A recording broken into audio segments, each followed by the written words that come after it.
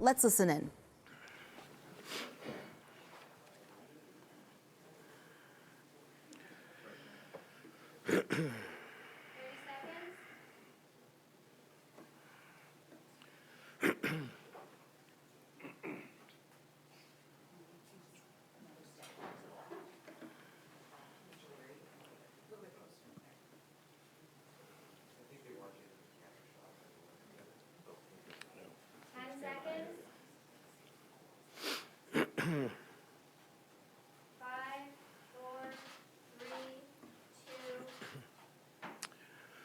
Good afternoon, everybody. Thank you all for coming here today. I'd like to welcome Mayor Tory, Rick Leary, CEO of TTC, Mr. John Burnside, Chair of the TTC, to police headquarters here. In addition, I'm joined by Deputy Chief Lauren Polk. As you may have heard in my update at the Toronto Police Services Board meeting earlier today, we are here to provide an update to the public on the work that we are doing together to address the public safety concerns which have stemmed from the recent spat of violence and criminal acts in and around our transit system. In recent weeks, we have been actively increasing our high visibility patrols within the transit system.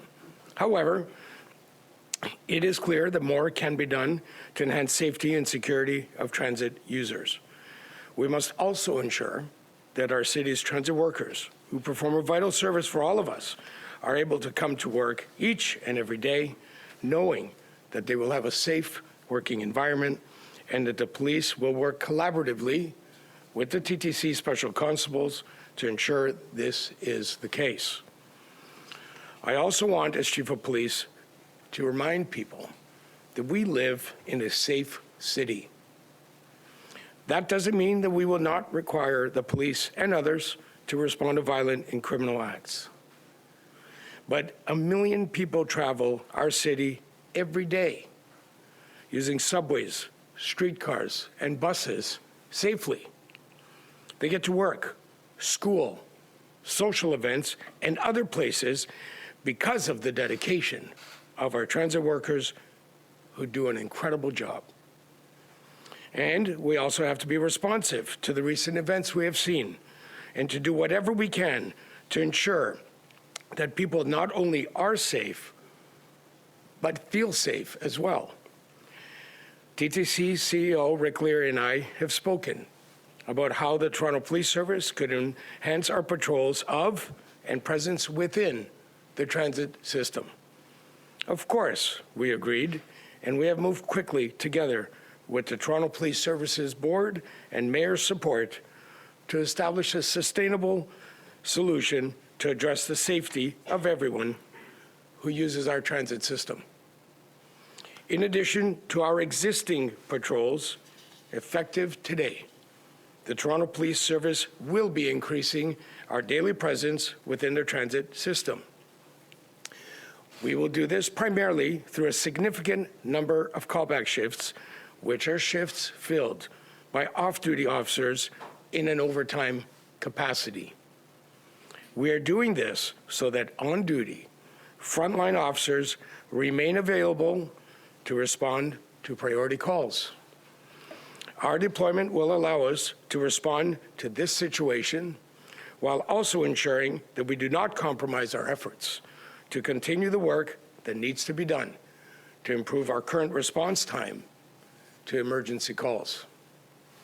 Our plan aims to have upwards of 80 police officers in place throughout the city's transit locations every day. These deployments will focus on reducing victimization, preventing crimes of opportunity, and enhancing public safety. Given this, our deployments will be dynamic and may change from day to day. However, our officers will be on, in, and around the transit system across the city throughout the day and late into the evening each and every day. Officers from across the city are participating in this enhancement, and those who ride the transit will immediately notice an increased presence of Toronto police officers in the subways, on streetcars, and buses. I want to pause at this point for a moment to speak directly to the members of the Toronto Police Service, those that we are asking to give more of their free time to help keep our city safe.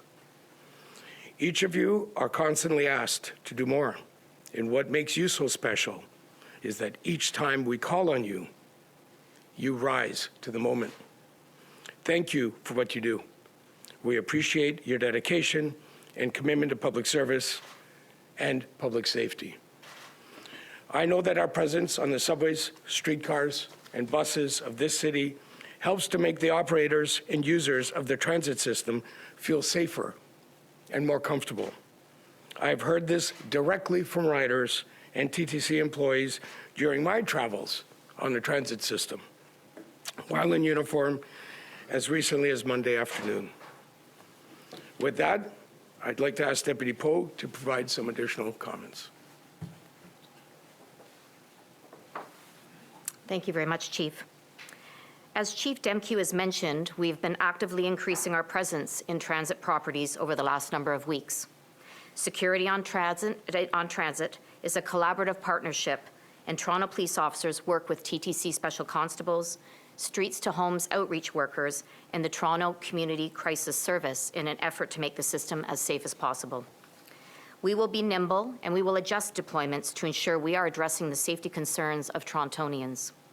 The plan outlined by the Chief will be in place for the foreseeable future and can be scaled up or down as needed to ensure the delivery of core policing services by our front line, in addition to implementing the high visibility, high impact plan to enhance public safety for everyone who uses the TTC, as well as the dedicated transit workers. So thank you, and I would now like to hand it over to the TTC. Thank you, Deputy Pogue. I'm TTC Chair John Burnside. For much of the GTHA, transit is a necessity, not a luxury. And to echo the Mayor's speech later, everyone deserves to feel safe while using it.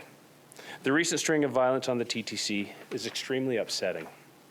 As a former police officer, active community member, and a transit user, it cannot continue. Safe, reliable transit is vitally important to the success of our vibrant city. I'm grateful to be working with the Mayor and Toronto Police to ensure the TTC can focus on what it does best, delivering transit to the people of Toronto. I also want to recognize the hardworking people who keep this city moving. All of us at the TTC and the city are very grateful. The safety of our customers and employees continues to be a top priority. It's considered in every decision we make and every discussion we have. I look forward to the positive impacts these new measures and collaboration will have on the TTC. I'd now like to invite the TTC's CEO, Rick Leary, to say a few words.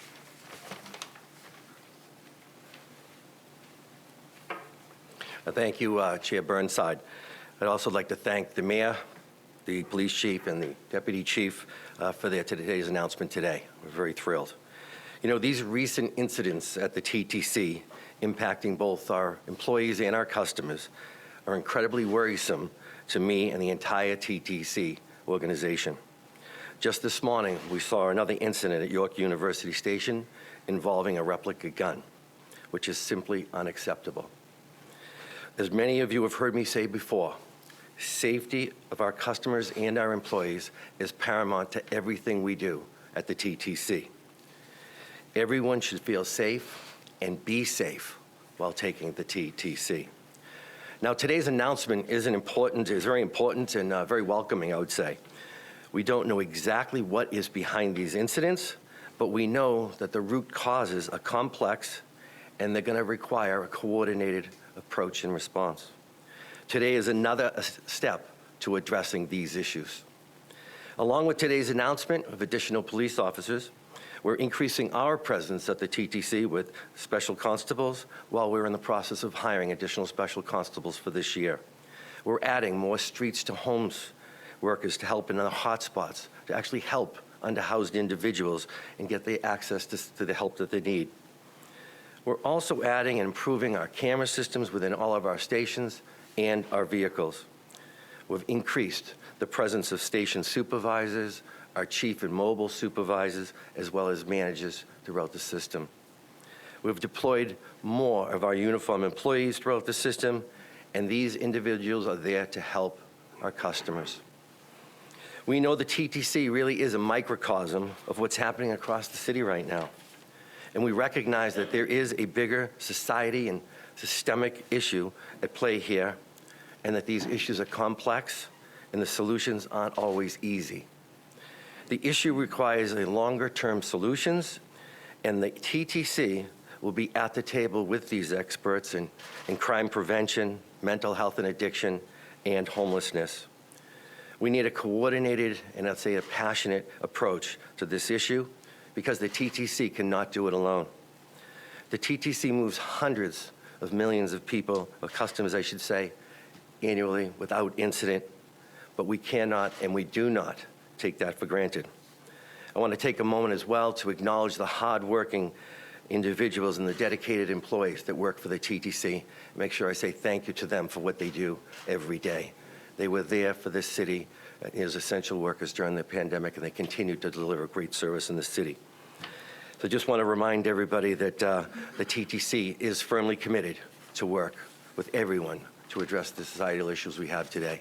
So with that, I'll turn this over to the mayor. Rick, thank you, and good afternoon. And beyond John, who has introduced himself, I'd like to acknowledge the presence here today of Councillors Nunciata, Crisanti, and Cheng, who are members of the Police Services Board and who are here in support of what's being announced today. And I want to thank the Chief, and I want to thank Rick Leary and everybody who's been involved in this next step forward. And that's all it is, but it is an important step forward because the bottom line for all of us is clear. The TTC must be safe for everyone. Without exception, the people who use it and the people who provide the service each and every day. And that is what today represents, which is another step forward in trying to make sure that those people, passengers and transit employees, are safe. We began meetings involving Chief Demkiw, Rick Leary, and myself some time ago, and union representatives were involved representing those people who work in the system, with a view to determining what steps we could take to address safety concerns on the TTC, and today is one more step in that ongoing process. I want to thank the transit union heads who have offered good advice to us and whose members have continued to do a great job, notwithstanding some of these events of recent times. I've been on the TTC quite a few days in the past week and use it regularly in any event, and I cannot thank the TTC workers enough for the job they do to keep the transit system moving and to address things that come their way. But we should be very clear in saying, and I think we all have, any act of disrespect or violence that is directed towards another passenger or towards a TTC worker is completely unacceptable. These workers, the transit operators, are the people we rely on to safely move millions of people each day, as has been referenced. They deserve our respect, they deserve our thanks, and most of all, they deserve a safe workplace. I know many people who use the TTC, the passengers are anxious and even scared. And they must know that we are doing everything we can that will be helpful to address their concerns and to make sure everyone remains safe and feel that their security concerns are being addressed, knowing that there is more to do. These are challenging times for our transit system and, for that matter, for transit systems across Canada and across North America. Amalgamated Transit Union Canada President John Dinino has called for a national task force to tackle this issue of violence on these transit systems, which I support because they have seen violence which has been taken note of in Halifax, in Saskatoon, in Vancouver, and in parts of Alberta. They estimate, the Amalgamated Transit Union Canada, that some 3,000 operators across Canada are being assaulted each year. And that, of course, is completely unacceptable. One would be completely unacceptable. Here, the police and the TTC are taking important action, and I want to thank Chief Demkiw in particular, but also CEO Rick Leary, because they have worked together with my full support and with my encouragement. And deploying more police officers on the system during a time of some anxiety is simply the right thing to do. It will be complemented by measures that I announced earlier this month as part of the city's budget, which I trust will be approved, including an increase of 50 TTC special constables and a significant increase in the number of housing outreach workers on the TTC. Some have been critical of these initiatives and critical of increased investments in the police service, but they were right at the first time when I announced them, and they are still a necessary part of the safety answers for today and for tomorrow. I do want to be clear. It isn't and never has been an either-or debate. We do have to keep investing in all aspects of community safety, including crisis service, outreach workers, and anti-violence programs. And the measures I've proposed as they relate to TTC safety do include a substantial increase in the number of streets to homes homeless outreach workers on the TTC. I am committed as mayor to seeing the city actively engaged in all of these areas, but we simply cannot do it alone. And so I will be continuing to urge the other governments to make additional investments in community safety, in mental health, in addiction treatment, just to cite 3 important examples. The work to make sure the TTC is safe for everyone and that our city is safe for everyone will continue nonstop. In fact, the 3 of us, CEO Rick Leary and Chief Demkiw and myself, along with representatives of the transit unions and TTC Chair Burnside, will meet again Friday for a regularly scheduled meeting we had to assess the situation, including the increased police presence that is being announced today, and we will be considering additional steps we can take to address this situation. And I think on that note, I will thank you for being here today, and the Chief will come back up and oversee questions that you have for any of us. Thank you. Chief, even if you have a massive turnout of officers willing to take on, you won't have enough to cover every bus, subway, streetcar in the city. So how do you see this working? Will this be priority routes? Will this be certain times of day or night? And do you see these officers being enforcement or deterrent for people who might be thinking about it? Thank you very much for the question. You raised a number of important issues there that I appreciate the opportunity to unpack some more. First of all, as it relates to how we deploy people, we are led by the intelligence and the data available to us. In this particular set of circumstances, we're working with our Transit Commission partners to understand where we can be most effective and where we can make the greatest difference. And that includes not just geographically, but time of day, place, et cetera. So as far as how we deploy, we're going to be nimble and responsive to what the data tells us, our data as well as the Transit Commission data and feedback from our communities. As far as what the role of the police are, the role of the police is multidimensional. Certainly prevention. Our presence brings a sense of comfort and safety to ridership. I know that. I've experienced it myself, riding the subway in uniform. And the engagement I had with members of the public while riding the train was very clear to me, a personal observation, that the presence of a uniformed Toronto police officer on the transit system is welcomed and brings a sense of comfort. So there is a preventative aspect for sure. There's a deterrent aspect as well, depending on the nature of the deployment. And of course, we're always ready to take action and intervene and deal with matters that evolve in front of us. Chief John Tory with Global News. You mentioned earlier that you thank the officers for giving up their free time, but in fact, this isn't free time. This is paid overtime, of course. What is this initiative going to cost for the officers over what period of time? We'll be measuring that. We're not setting an end date to this. What I will tell you, it depends on the uptick, of course, of how many officers we're able to deploy day to day. And we're going to monitor things as they unfold day to day, week to week. So the calculation of that will be something we will do over time. So Chief, why 80 and not 280 or 180? What's special with the number 80 right now? We took a look at the circumstances we're dealing with, and our executive leadership team met and also met with our transit partners to discuss the needs, and that was the number that was determined to be the effective number at this point. I will be clear that we are prepared to scale, and we will scale as required given circumstances as they unfold in front of us. Question for Mr. Leary, but also Mayor Tory and Councillor Burnside to answer. Your head of special constables has issued several memos to staff saying that arrest is the last resort. Do everything you can not to arrest. In fact, there's language in it that officers took as warnings. I just want to read you the quote. It said, when officers are involved in any of the above situations, they will be expected to show your work by explaining what steps were taken to exhaust all the options prior to effecting an arrest. So if you've got that kind of attitude and officers saying it's not worth their time, how can riders feel safe that your special constables are actually doing the job rather than being discouraged by management? Well, I tell you that they are doing their job. You know, they work very closely with the staff in the stations, and they help and assist individuals that need their help in the stations. You know, I talk about compassion.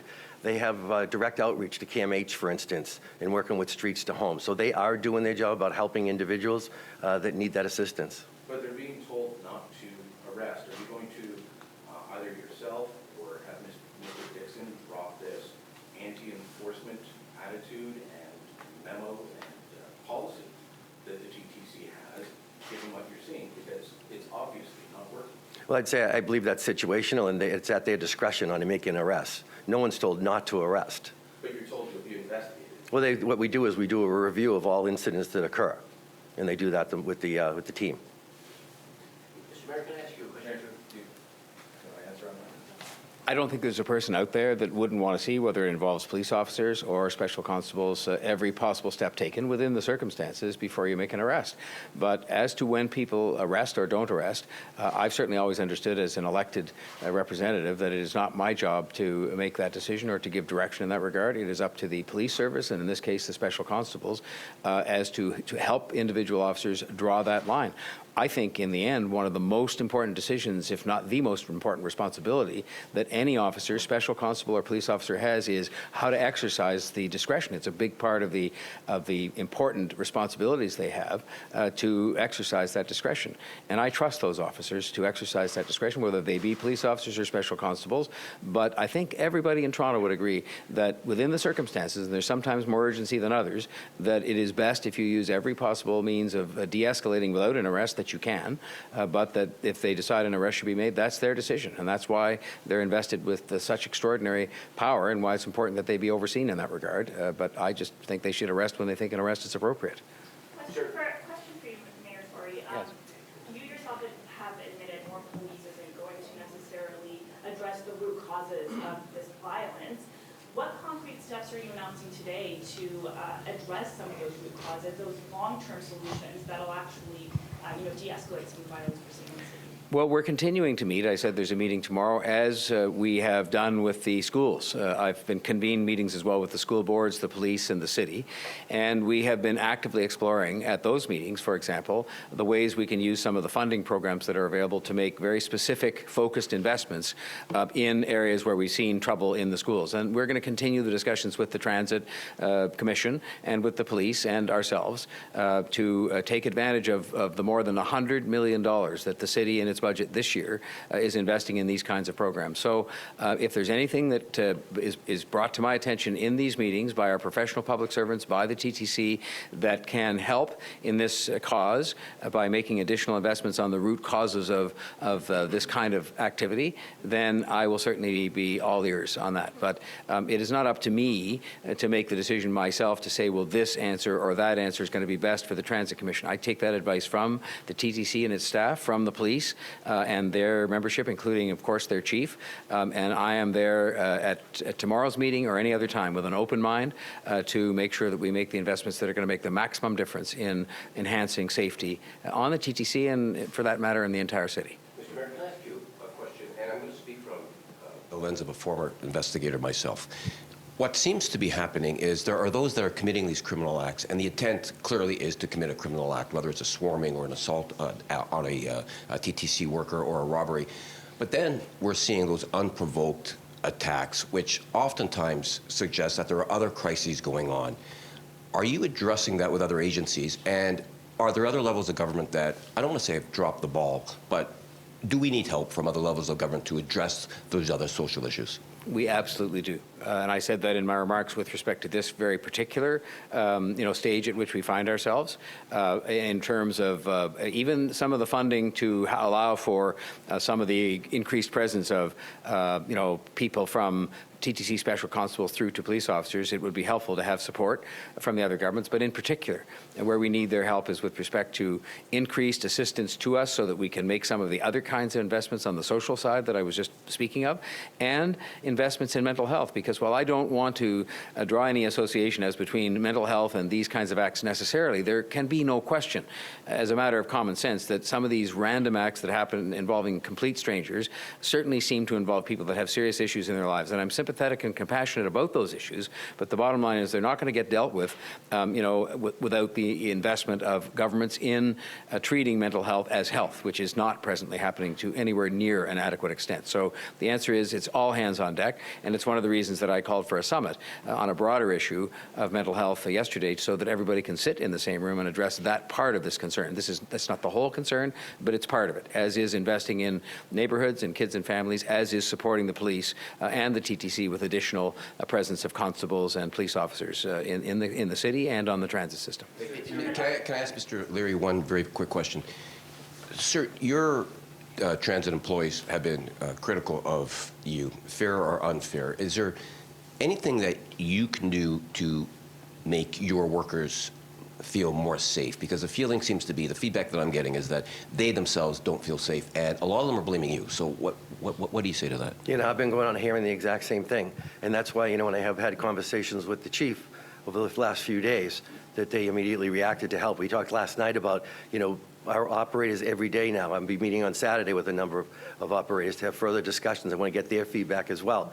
But, you know, the police responded immediately for us, knowing that that's what our frontline employees are feeling. So your workers, is it legitimate in their feelings of safety concerns, or is everything being done from your end to protect them as employees of the It's a legitimate concern on their part. You know, I've talked to them. I've been there with them. These are concerns that resonate in me as well. You know, and that's why I'm making this phone call, and thankful for what the chief is doing in the police department today. Thank you. Just to follow up on this, can you put in a perspective or put in context this recent wave of violence in DC in terms of its significance, how big it is compared to previous years, decades? I mean, I'm sure you have data on how many, you know, incidents or violent incidents have take place in the system every year. Can you just give us some context on how big is what we're seeing now? No, absolutely. So when we look at statistics back, you know, for 5 to 7 years, all right, we've worked hard to make sure that we educate our frontline employees about de-escalation. Even to a point where I talked to frontline operators about, you know, it's a $3 fare, but twice last year, I ended up in the hospital with employees that were stabbed. Right? And so I'm really getting the message out about your obligation is really just to engage with the customers, educate them, but do not act for a $3.25 fare. Right? Your life is more important than that. It's about reporting it to us, having the police and the special constables address those type of issues. We've been fortunate. It's ticked down a little bit, but more recently, it's gone back up as we're aware. But it's the high profile of these incidents, things that we weren't having as regular as we're having right now, which really, you know, had me reaching out and talking to the chief about needing assistance right away. So the significance of certain or specific amount of incidents is the issue. It's not the overall or the total number. Oh no, you know, when we were averaging better than one incident a day on an operator, that's just not acceptable. And that's where we're working. You know, these high-profile ones have just elevated everything. Going back to Mayor Tory, your comments on getting other levels of government involved in funding some of these programs, are you saying the city doesn't have enough money to make these investments? And if so, why did you choose to increase the police budget and not, for instance, put that money towards increasing shelter spaces in the system or some of those mental health support? We actually have. I mean, the increase in the police budget has received more attention, but and even in this sort of area on other aspects that we can help with, we've invested significantly more, as much as they said they could handle this year in the community crisis intervention program. We have invested more in youth programs. It was an accompanying part of the announcement I made at the budget. And we are looking to take advantage of some funds that have been made available to us by the Government of Canada to help us with some of the school issues. So there are significant additional investments being made, and I pointed out that there are, you know, very substantial sums of money being invested here, and we will continue to look for opportunities to invest effectively, And I made it very clear in my remarks today, as I have many, many times before, this is not an either-or choice in my mind, and it shouldn't be made an either-or choice by other people. We are doing both what I believe to be right with respect to enhancing the resources available to the Toronto Police Service and to the Toronto Transit Commission through special constables and police officers. But at the same time, we will continue to look for opportunities to make effective investments in programs that help address some of the root causes. And we're working closely with the school board and with the Transit Commission and the police to identify those opportunities. There's a follow-up to what she was saying, though. You've taken some criticism for giving more money to the police in this budget round. Why is the first reach to the police to spend more money on police, to spend more money on policing in view of something like this, as opposed to something else? Why is that the first go-to? Well, look, I'm accountable for the fact that I felt that in light of the circumstances that prevailed in the city at this point in time, in terms of both the anxiety but also some of the individual acts that were taking place in neighborhoods and on the transit system, that we should make additional investments in the police service and in special constables and streets to homes workers, for example, on the TTC. But that has not been done to the exclusion of investments that have been made elsewhere. I just mentioned a couple of them. And it's not to the exclusion of investments that we made going forward. I indicated that we will be drawing down substantial amounts of money, I expect, and we have to put in applications to do it, but it's money that's been allocated to the city to focus in some areas where we've had some more problems in the schools. And so we will make additional investments in those areas. We are making, under this budget, additional investments in those areas, tens and tens and tens of millions of dollars that are in the very same budget for those kinds of programs. They help, but there is no one answer. It's not an either-or choice. It's support for the police and for things like special constables on the TTC. It's changing the laws, and we haven't talked much about that today because it isn't directly relevant to this discussion, and it is investing in what I call kids, families, and neighborhoods. I should also say one other thing that is, I think, worthy of note, and that is that these kinds of problems in the school system, on the streets, and in the transit system are being experienced by cities across North America. And so that is one of the reasons why I've said that we have to have a broader discussion. And one of the reasons I think that broader discussion is necessary on an urgent basis is so that we can try to figure out as best we can together what is behind that, and then make sure we do effective investing in the social side of this. But I think that there are very few Torontonians, in my view, who disagree with the notion that to enhance neighborhood officer programs, improve our response times, have more presence on the TTC is something that they would see as a priority in our budget. Quick follow-up, though. The chief didn't answer the question, what's this going to cost? Is this a bottomless cup when it comes to dollars? How much is it going to cost? I will just say that that matter came up last night when I was talking to both Mr. Leary and the police chief, and they were discussing which budget it would come out of. And I said, well, actually, at the end of the day, it all comes out of the same place, which is the City of Toronto taxpayers, hopefully with some help from the other governments. But I just said to them, that's not the issue here. And nor is it the issue with regard to effective investments that we can identify that help to address some of these issues on the social side. The idea is to do the right thing, have the right resources in place to make sure that we can keep people safe and have them feel safe and address their security concerns, whether it's on the streets or in the transit system, and that's exactly what we'll do.